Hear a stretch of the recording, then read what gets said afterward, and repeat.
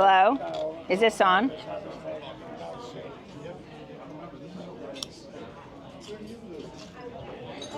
Is this on? Yes. Okay. Hi. I am elected to make some comments because we had a speaker chosen, but he has COVID.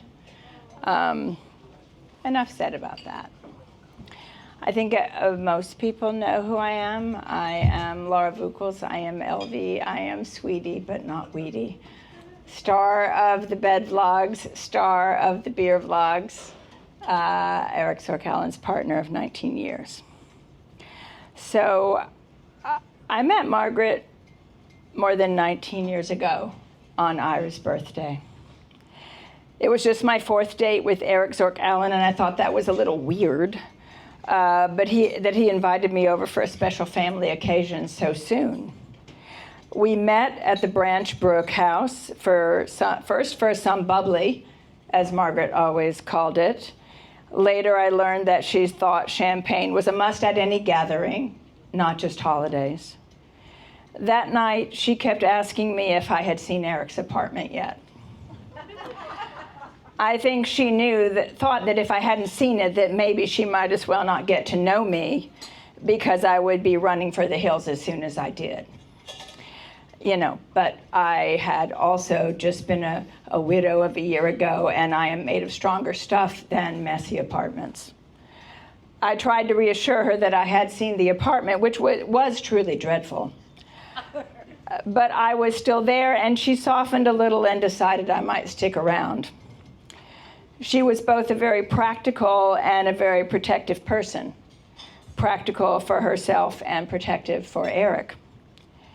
When she realized I had his best interests at heart, she became like a second mother to me and like a grandmother to my son Evan.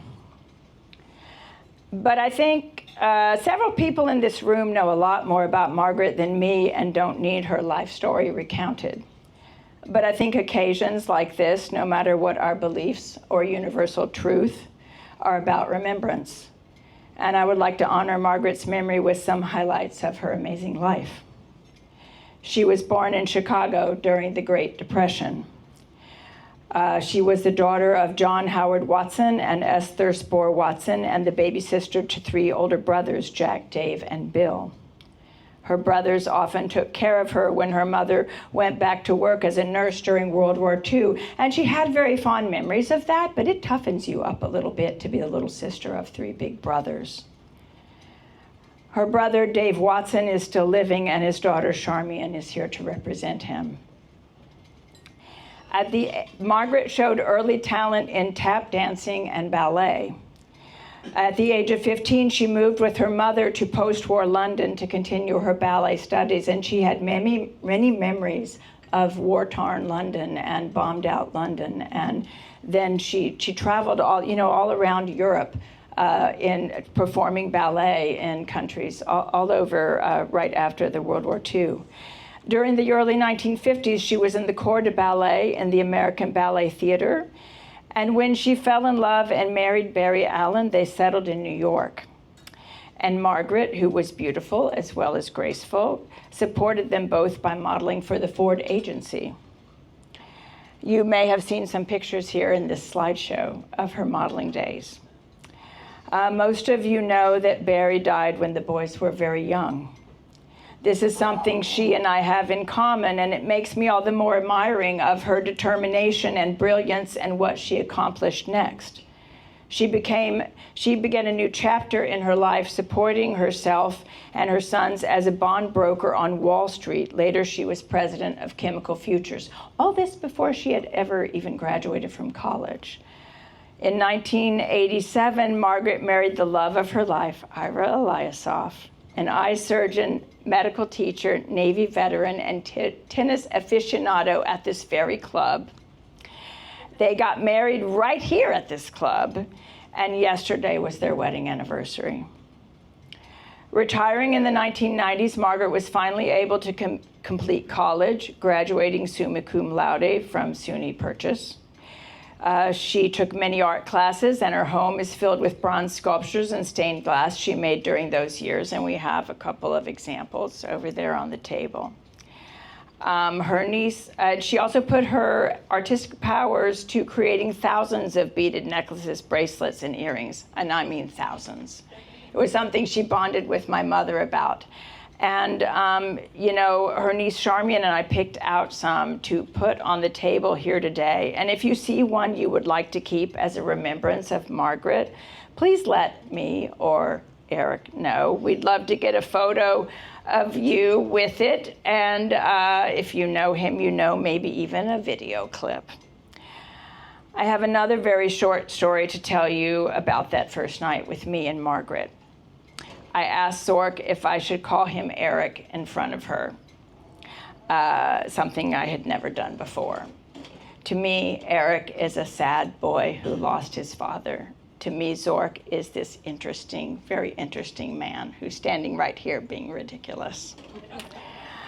He said that was ridiculous, that she knew he was ZORK now. But I had a feeling about it. I mean, I am a mother. And I spent all night trying really carefully to remember to call him Eric. Later, Ira and he went out to get the car, something that's also a family tradition when we're going out after we've had the bubbly. And when we were alone, she grabbed my arm and said, "I'm so glad you call him Eric," which I had never done before, as I said. And I feel like I've been doing that a lot this week, is calling this man Eric and looking at him with new eyes. And, I'm so glad you all are here. I'm so glad that Douglas decided for us to delay the memorial until people could really come and enjoy this with us. And I hope you really appreciate what a very special person Margaret was. And if anybody else would like to come up and say something, that is totally fine and appreciated.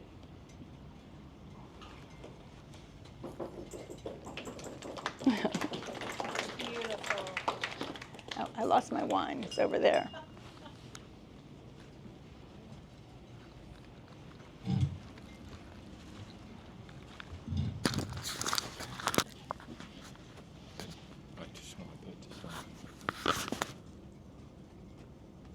We had a love match, and a couple of things to say about our life together. Going back some years, some of you may remember a fuss and to-do about togetherness. Does that register with some of you? Togetherness. Well, I thought that sounds okay, except it can be overdone. I don't have to share every burp, sneeze, or itch, but there are some things you really do want to share. But also, I plea for a little separateness. We were both grown-up people with busy lives and a lot of things to yet accomplish. So, a couple of quick stories. One day, she told me she had an especially good day at the bank with the bond dealership. And I said, oh, and she told me something about numbers that I thought were only for astronomers. She sold $100 million of US bonds. Well, I had to come back with something a little different from my life. And a couple of doctors here will understand that in the course of my practice, I treated some famous people. Ray Milland, the actor, some of you are old enough to know who he was, but he was an outstanding actor. I took care of him on one occasion. And Ava Gabor, most people know the Gabor family. And also a man by the name of Gustav Levy, who was head arbitrager at Goldman Sachs, and Gustav and his wife Janet were patients of mine, and as my father was before me affiliated with Mount Sinai Hospital, I was very glad that Gus Levy was very friendly with the Rockefellers and arranged, as of 1965, to get a grant of something like $25 million to start the medical school. And this was 1965. $25 million was real money. So anyway, I had a very busy practice and a very busy life. Very proud of the teaching that I did over many, many years, teaching medical students and nurses, and going to some of the area hospitals that were affiliated and lecturing. And so the teaching was a great part of it. But I also learned about the history of medicine. I belonged to a group called the Kogan Ophthalmic History Society, and it presented a few stories there about famous doctors. And I also recall an event when I was still very young, living with my parents in the city, and with my father and mother and my brother, we would go for a little walk, sometimes to the Metropolitan Museum, which was only a few blocks away, or just around the corner to the Madison Delicatessen for a meal. And we would bump into this couple, and my father would talk to him in German, which he had acquired knowledge of. And he talked with this man in German. And this man, I only learned later, was just not another one of those doctors that he knew. This was a man by the name of Karl Kohler. And that's a name that you should know, because Karl Kohler in Vienna in 1884 was a friend of a name you know better, and that is Sigmund Freud. Sigmund Freud was working with morphine addicts, trying to wean them away from it. And one of the things he gave them was some cocaine, which he didn't know was more addictive than the morphine, but that's the way the story went. But Sigmund Freud gave Karl Kohler some cocaine because Kohler had been looking for some substance to numb the eye for eye surgery of different sorts. And he had tried a bunch of different things. He had tried morphine, which didn't do a thing, something called chloral hydrate, a couple of other things. Took this back to the lab, tried it on a little animal, and it seemed to work. Tried it on his lab assistant, and it worked. Tried it on himself, and it worked. And he wrote this up, but he didn't have the money to go to the big ophthalmological congress, or somebody else had to go and take his work on cocaine. But all of you, I believe, have had a cut or have had dental work or have had something that required some local anesthesia. And you can thank this man who I met when I was 16 years old. And I have a big glass trophy to him from the American Society of Cataract and Refractive Surgery. So I have had a full and happy life, and I shared all of these things with Margaret, aside from the many trips we took and the many things that we enjoyed together. And so I say goodbye to her, but every waking minute I think of her, and that will never go away. Thank you.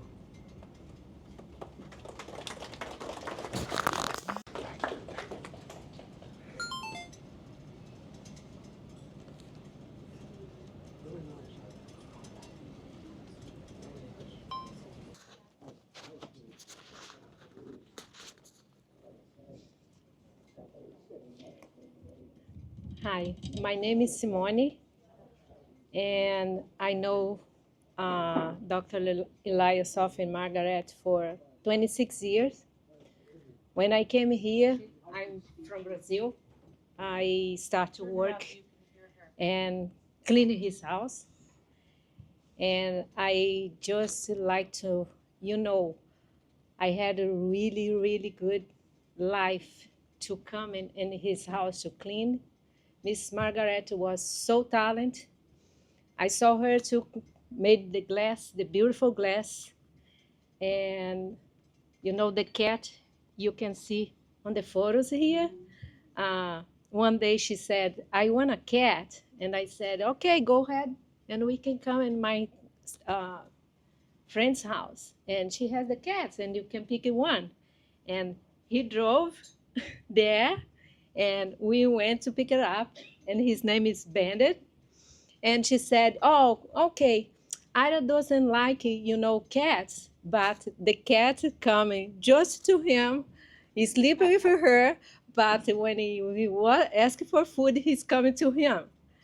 And I had a beautiful, beautiful relationship with this couple. And she said to me one day, don't call him Ida, call him Dr. Eliasoph. And I said, okay, I'm gonna call because I have to respect him, right? And she said, yes, but she was a wonderful woman and I'm gonna miss her. I didn't touch it. I came here to have, a very good, food and this with her and him. And I'm so glad to, be a part for, her life when she's alive. And thank you, Dr. Eliasoph, for, LV and Eric and Doug to, make me be a part of this celebration. Thank you.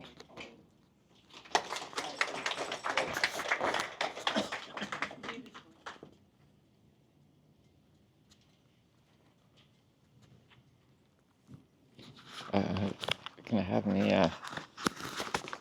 sobbing on film forever. I don't know if I'm gonna be able to make it through this, so my lovely girlfriend, Sansan, may have to continue. Testing, check, check, check. Got it. Do you want to make it taller? No, that's okay. I can do it for you. There we go. Yes, that's it. Uh-huh. Excellent, thank you. Yeah. So I don't know if I'm going to make it through this. Sansan may have to take over for me, but I will try.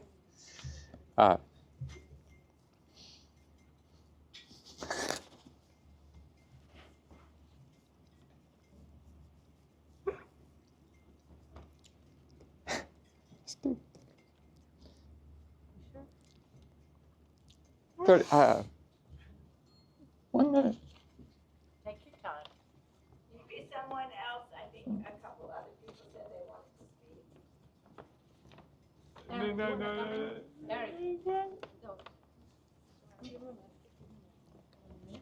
Yeah. Okay. Do you want a okay, go ahead. Go ahead.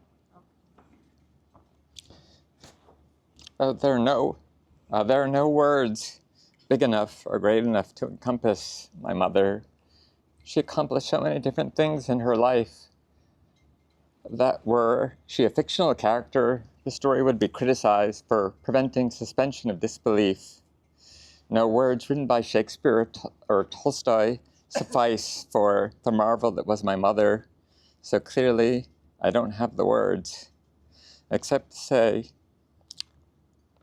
Take a little bit.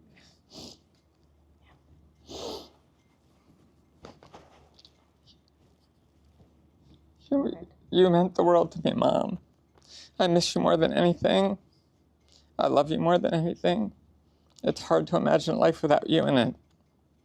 One particular word that does come to mind, though, is home. To me, home was always where you were. But as you taught me when my father died, and you had 2 young children to support without any employable skills, one can always persevere by putting one foot in front of the other. Goodbye, Mom.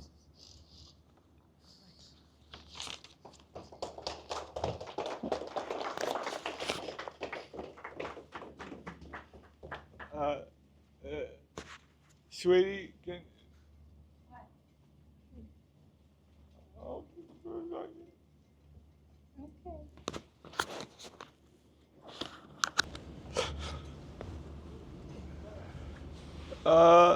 He may be sobbing, but I must record it. Can I go for him too?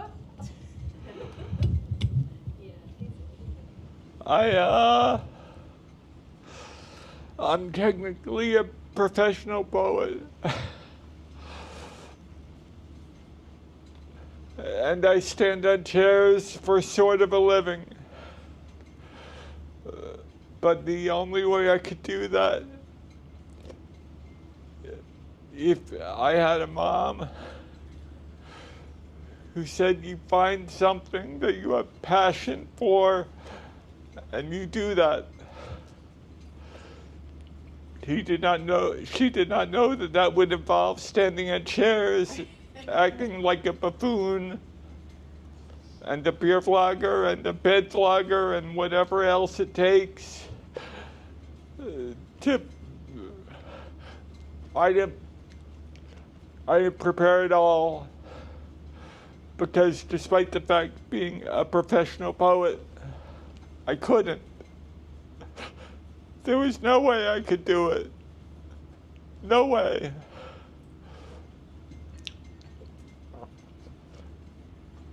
I had the world's Woski and I call him Woski because he's a rocket scientist and I'm not. I had the best mom on the planet Earth. And everything that rocket science and national slam poetry stuff can get you comes from having a mom like ours. And I love you all for being here to celebrate her. We love you too, ZORK. We love you too, ZORK. And I love Ira for 46 years of celebrating her. And despite the fact I'm a pathetic, crying buffoon who's a national slam poet. Of course. For celebrating all of this. I love you all. I thank you all. Everything that we all are is about how we are remembered, how we are storytelled, and I love you.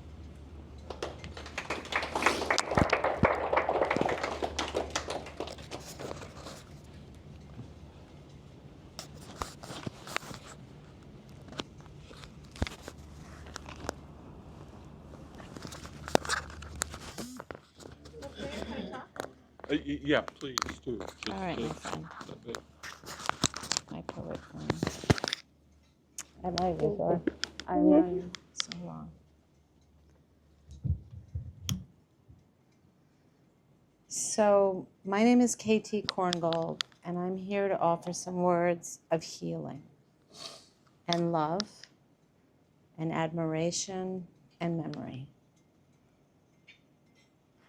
Women are judged by their beauty. Well, Margaret, she had that in spades. Women are judged by their legs. Oh my gosh, those legs. I don't know how anybody could have such legs, but Margaret had them. Women are judged by their smile. When they walk in the room, are they joyful? Are they funny? Do people gravitate toward them? Dr. Ira, you saw that from the day you met her. that joyful smile. Women are also judged by what they do, their intelligence, their work, their creativity. I have never seen a woman be able to be both sides of the brain like this, the creativity of the glass design, the sculpture, the jewelry, her artistry, and then the bond training, the financial side. The brain of this woman is just extraordinary. And women are judged by their children. And here is how I know Margaret. I don't know her. I never met her, and I am sorry for that. But I've known ZORK since high school. He came to my house and worked for my dad. My dad is a computer, brilliant, quirky, crazy dude who had a long white beard when he was, I don't know, 35, ZORK? I mean, he was a little unkempt, and he wore a t-shirt that said, PC Talk Radio, the best talk radio is on your, best radio is on your, what? Best computer is on your radio. And ZORK worked for him. And I think maybe that's where he got the idea to always wear a, I'm the best, I'm not a poet. But anyway, what I know about Margaret, I know from ZORK. I know that she was compassionate and loving, that she accepted people for who they were and let them be, and let them take whatever path it was toward excellence. I think she said something along the lines of, if you're not going to be great at it, don't bother. And that's what ZORK is. And I think every person who she was involved with, someone extraordinary. And I know, ZORK, that my family could not have succeeded the way they did if it wasn't for you, for your love of us, for your creativity, for the computer work you did. And I know that Margaret's joy, intelligence, funny, sweet, creativity, intelligence, and extraordinary presence on this earth continues in every step you take. And we are here to help you through this very difficult loss. But every day you will remember her and you will act because of her. So I'm here to help you with your healing. Thank you.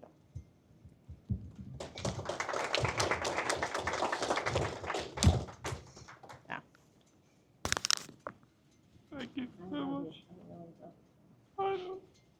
It's okay. You're gonna be okay.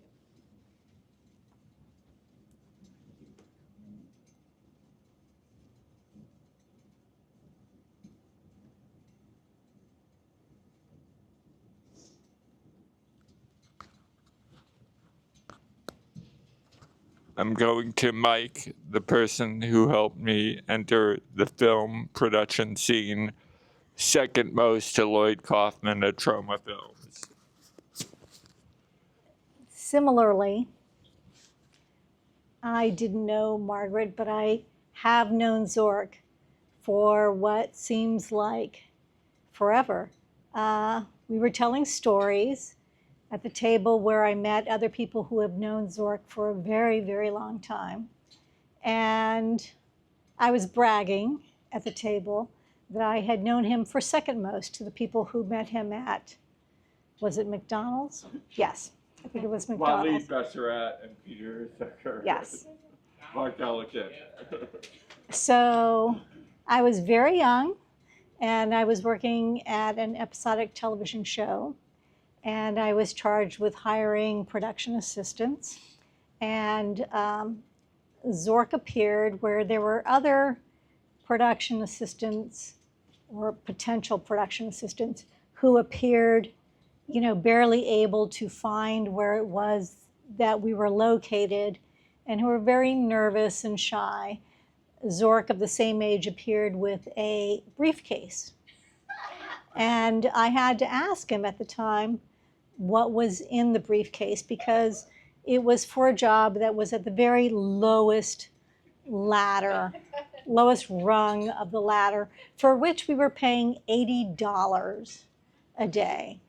And I was just so entertained by him, and he did indeed show me that he had brought his lunch in his briefcase, which I thought was very, very admirable, and was really thinking ahead, which was one of the skills that is required of a production assistant. So I knew, I didn't know whether he was serious or not.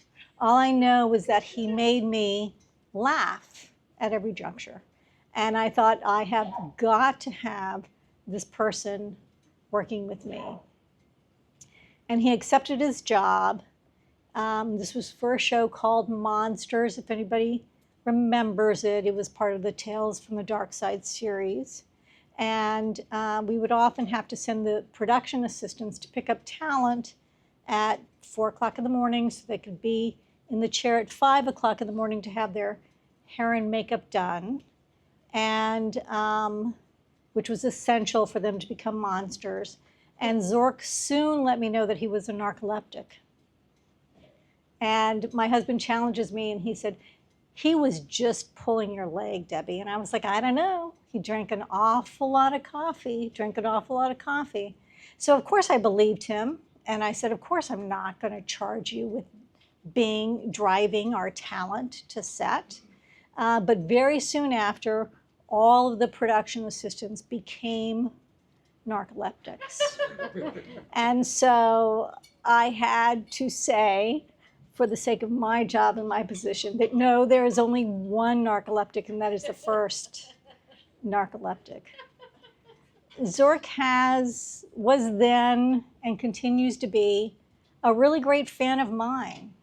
He was always on the leading edge of everything that we know about social media today.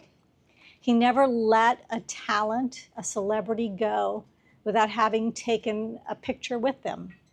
The very first being with Soupy Sales, is what I recall. And he had many opportunities when we were working on Monsters, and he took advantage of all of them. And he was a fan of mine, and I'm so very flattered by that. And I always felt that I didn't return the favor in like kind. Getting back to Margaret, she raised such a gentleman, such a loyal person that we can all take as a model for what friendship should be and what I will always aspire to be and wish I had done better for you. Thank you.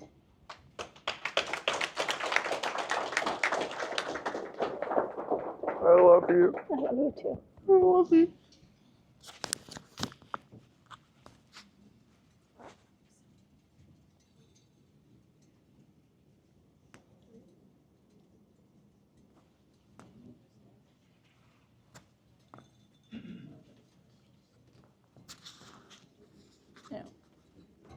There's no right or wrong here.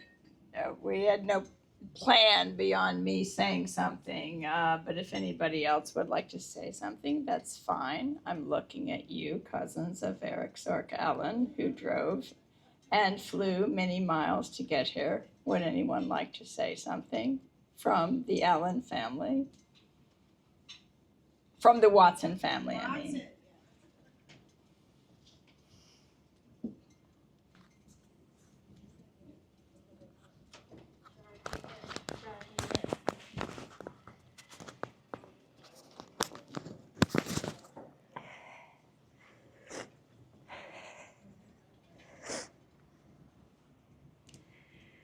So I don't have anything prepared, so this is completely off the cuff, but I was always in awe of Aunt Margaret. So my dad is David. It's her older brother, one of her older brothers. And looking through these pictures, I actually saw my mother was one of her bridesmaids, apparently. I've never seen that photo before. My mother died when I was a baby, so I didn't know my mother, but my grandmother, who's Margaret's mother, was there during my childhood and kind of raised me in a lot of ways. And so I heard a lot about Margaret from my grandmother. And in fact, as my grandmother got older, she'd forget, and she would call me Margaret. And I'd say, no, I'm Charmian. Oh, that's right, you're Charmian. But it got to a point where she would say, Margaret, and I would just like, I know she's talking to me, so yes, I would answer to Margaret. And I was always kind of in awe of Margaret, and I'd see the pictures on my grandmother's wall of her dancing, and as a small child, I'd try to like, try to put myself into those poses, and she'd say, no, no, no, you're not built to be a dancer. But anyway, I haven't seen Margaret for many years. Our family has, been traveling overseas and such, and so the last time I've actually seen her was at my grandfather's funeral, and we were helping my grandmother get dressed for the funeral, and my grandmother at that time was well into her 90s and forgetful, and so she wanted to wear a certain dress, and Margaret said, no, I think probably maybe something more like this would be more appropriate since we're going to a funeral. And my grandmother said, well, who was it that died? And Margaret's like, well, it was father. Oh, that's right. And she cried a little bit. And then she mentioned, she was rummaging around in her stuff. My grandmother was, and she said, well, Margaret, come help me. And both Margaret and I turned our heads. So that's a memory I have of her. I actually got my first degree in business and finance, in part because I was so, I admired Aunt Margaret for what she did. I ended up going back to school and becoming a nurse like my own mother, but I've always thought very, very highly of just been just amazed by Margaret. And I'm here representing my side of the family. So my father, who is 96, he's going to be 97 in a month or two, not able to travel. But he would have been here. I know he would have been here if he could. And my sisters also, unfortunately, weren't able to be here. So I'm here for them, and I'm here for me. And I'm super sorry for the loss of this wonderful person. And yeah, that's all I've got to say. Thank you. Thank you. I love you.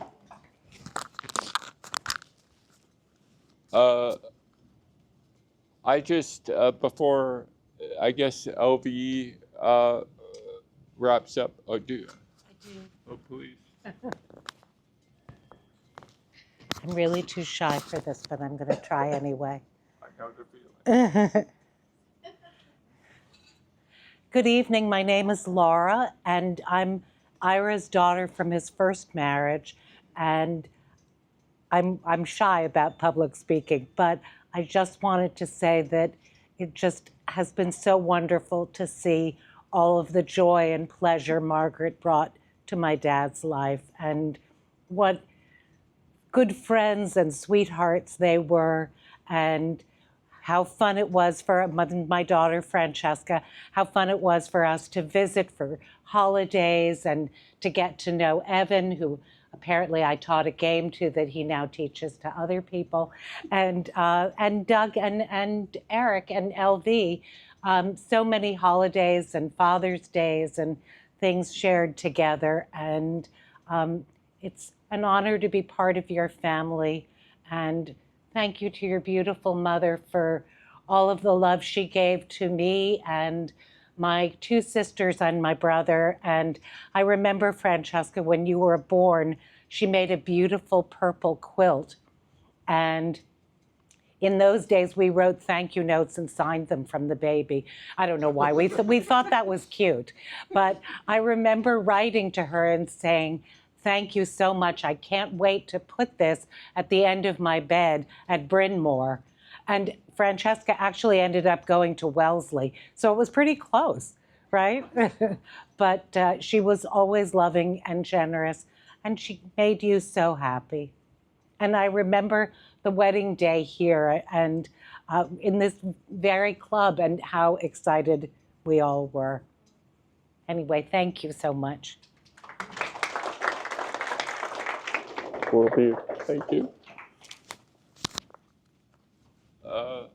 Before LV wraps up, is there anyone that voluntarily, and that's a cue because I am going to involuntarily bring someone up.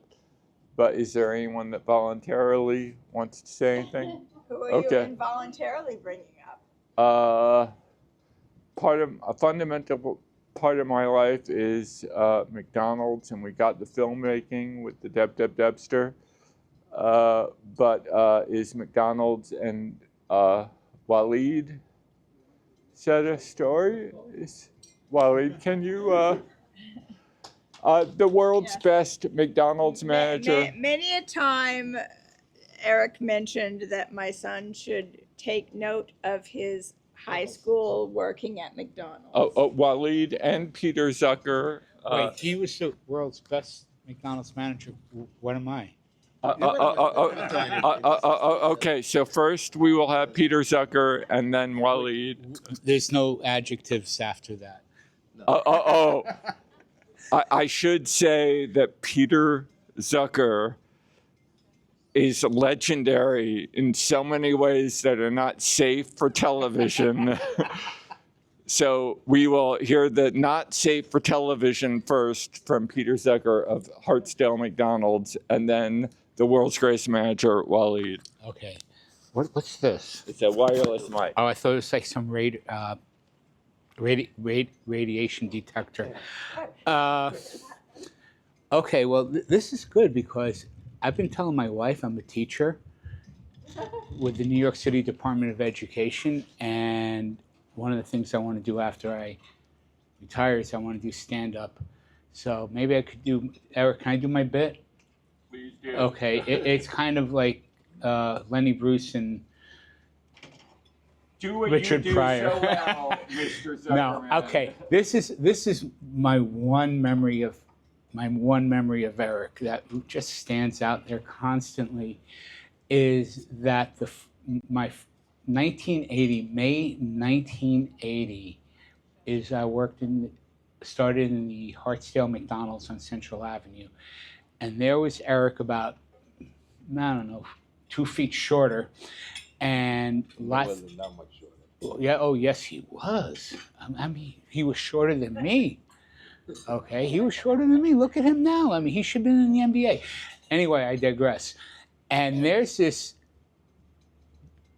kid who looked like Ronald McDonald was his father. His head was so red, and he's running around doing everything. I mean, I've never seen such efficiency in one person.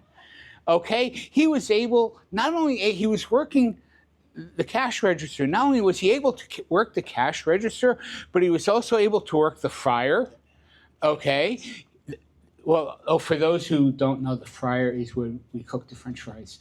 And not only that, call for the back to, we need more Big Macs, we need more filet of fish, okay? We need, and not only that, but admonish the new kid that he was doing something wrong. And I literally thought, this is a really cool guy. I need to hitch my wagon to this star.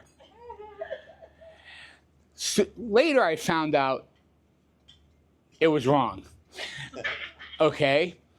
And not only did I stay with Eric at McDonald's, but Eric left out one part of the McDonald's, okay, is when we all transferred to Wendy's, okay?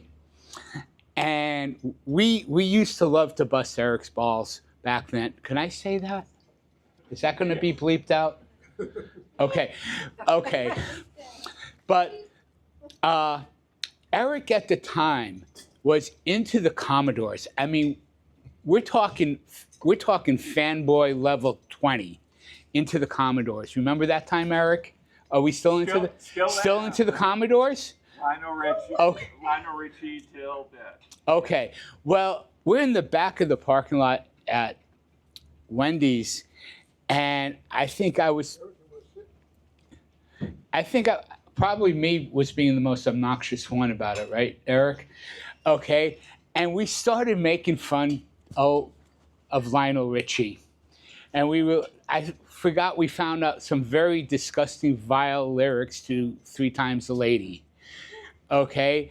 And Eric just said, God damn it, I can't take this. And he just stormed off in his car. You know what? That reminds me of one more story, Eric. Okay. Eric was so driven, so focused on something.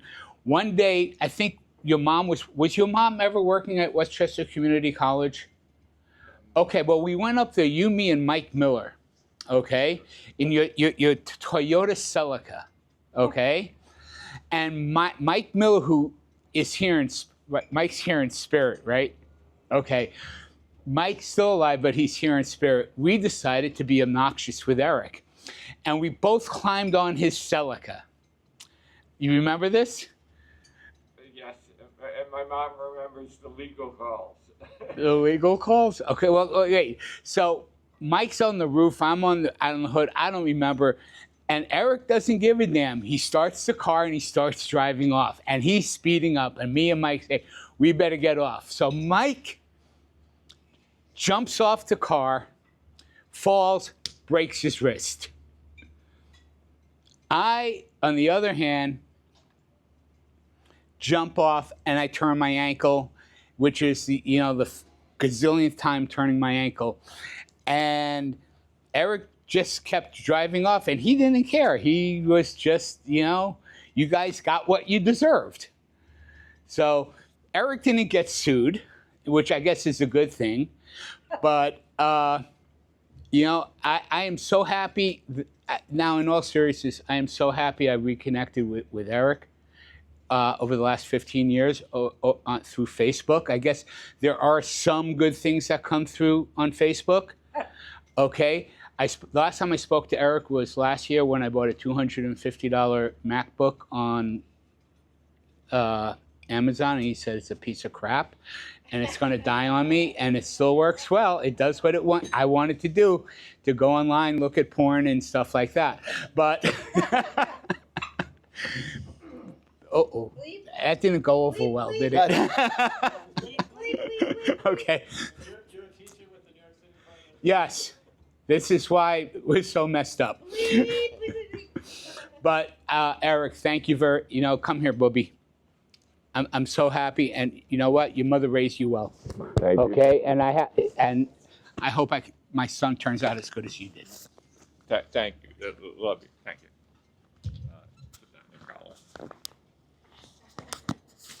I'll be brief. I'm not a talker like him. He referred to me as the world's greatest manager of McDonald's, which actually I like that because it was the good old days. We were young, we were crazy, we were happy. I'm still happy, by the way, but back then was carefree, let's put it as a better word for it. I'm an architect now. I was going to college at the time, just like these guys were in high school, and they looked up to me as I'm so much older than them. We still do. Well, I remember meeting Margaret the first time. One of my employees, his mother drove him to work. And I met her and I introduced myself. And we kind of, she felt comfortable because I made Eric feel comfortable, or better known as ZORK now, which I can't get used to that, by the way.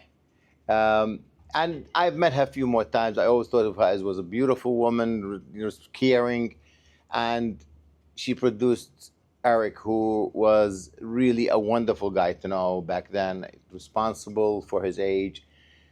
She's done a great job. I have many stories to tell about this and that, but I'm not gonna keep going with this. It's been long enough, but I am glad I'm part of her memorial, and remembering how I was talking to my wife about her, and we shared a few stories about Eric, and they all made fun of me. I may speak English well now, but back then my English was a little bit rusty, and they all made fun of my accent, and they always laughed at me the way I called my wife Cindy. You still do. Cindy and I have been together for 45 years, and happily, thank God. And these boys still make fun of us. So we must have done something right. May she rest in peace. And Eric, I feel sorry for you. But on the other hand, she's did a wonderful job. You should be thankful for that. Thank you. Love you.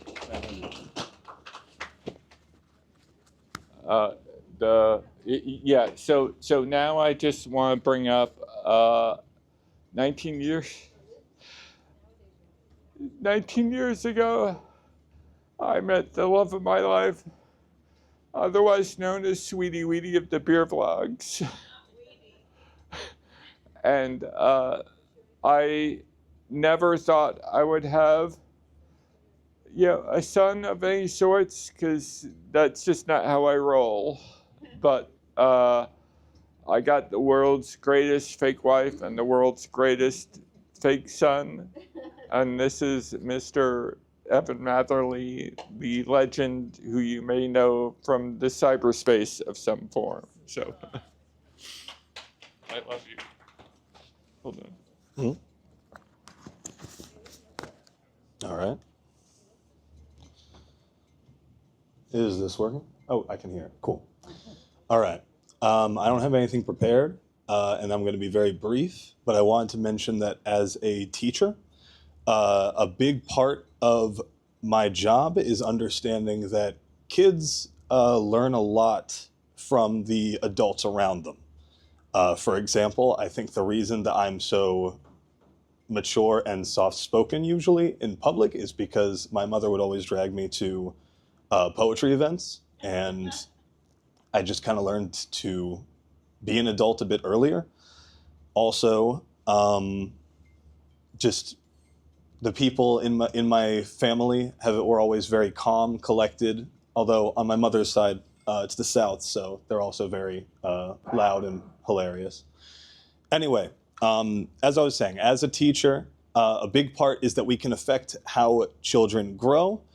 And I just wanted to say that Margaret is somebody I've known for a vast amount of my life. And part of growing up was being either with her at her house, at some sort of event, a few times at this club. And they were all happy memories. So I think something important to gain from this gathering is we, as adults, affect the children around us that we interact with. So make sure it's positive, like Margaret was to me. Thank you. Love you. Thank you.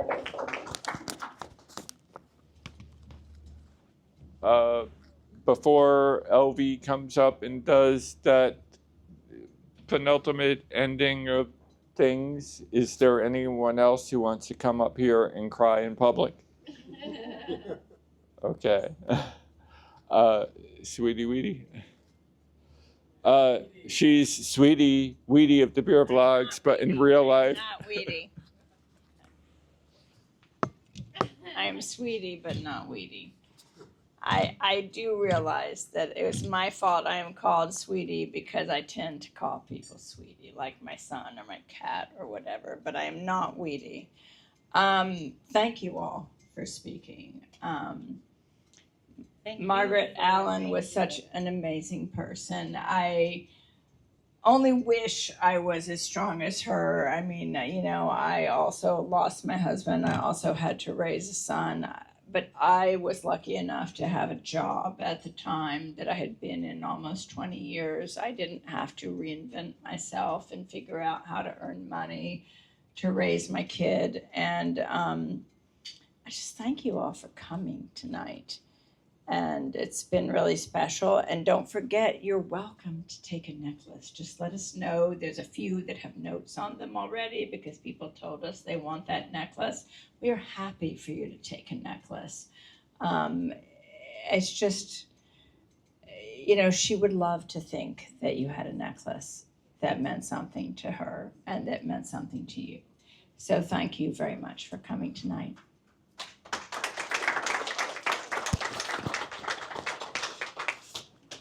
Also, she was a Beer Vlogs co-star, and there are beer books and poetry books with a poem about my mom and my father up here. So just take them, because we don't want to have to actually carry them home.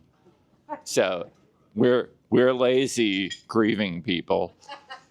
So it's important that you relieve us of the literal weight burden of carrying any of these books home, as long as you subscribe to the beer vlogs, watch all the ones with my mom, and like and comment and subscribe to them. Love you and thank you.